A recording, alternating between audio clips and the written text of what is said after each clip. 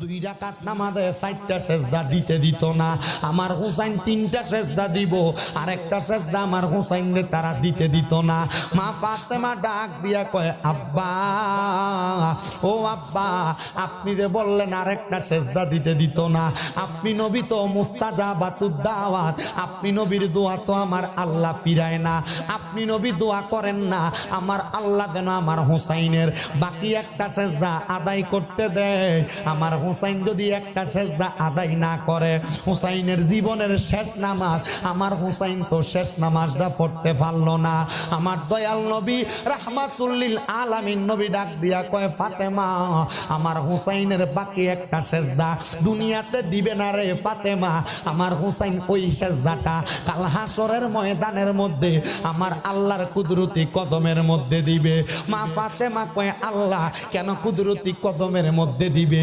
ডাক দিয়া কয়, ফাতেমা, আল্লাহর কুদরতি কদমে সেজদা দিয়া আমার হুসাইন আমার আল্লাহর কাছে ফরিয়াদ করব, আল্লাহ আমার কলিজার টুকরা দয়াল নবীজির উম্মতদেরকে মাফ কইরা দেন। হুসাইন ততক্ষণ মাথা উঠাইতো না যতক্ষণ হুসাইনের নানার উম্মতদেরকে মাফ দেওয়া হইব।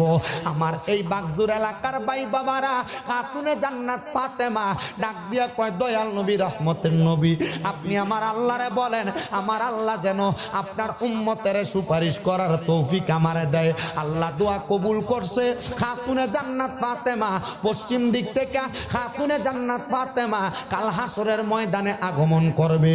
আগমন কইরা খাতুনে জান্নাত ফাতেমা আমার দয়াল নবী রহমাতুল লিল আলামিন নবীর গুনাহগার উম্মতদেরকে হাতে দইরা দইরা জান্নাতের দিকে নিয়ে যাবে। জোরে কোন সুবহানাল্লাহ।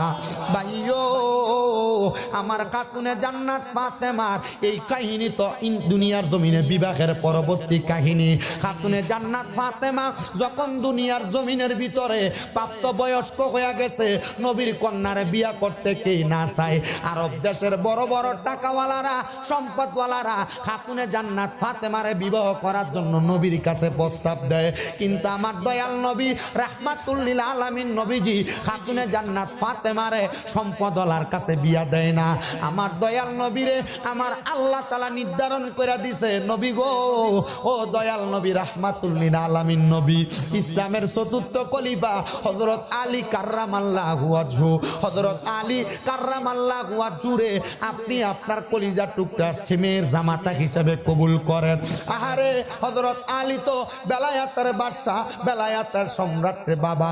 আমার দয়াল নবী রাহমাতুল লিল আলামিন নবীজি মক্কা নগরীর, মদিনা নগরীর কত মানুষ আসে, কিন্তু কলিজার টুকরা কন্যা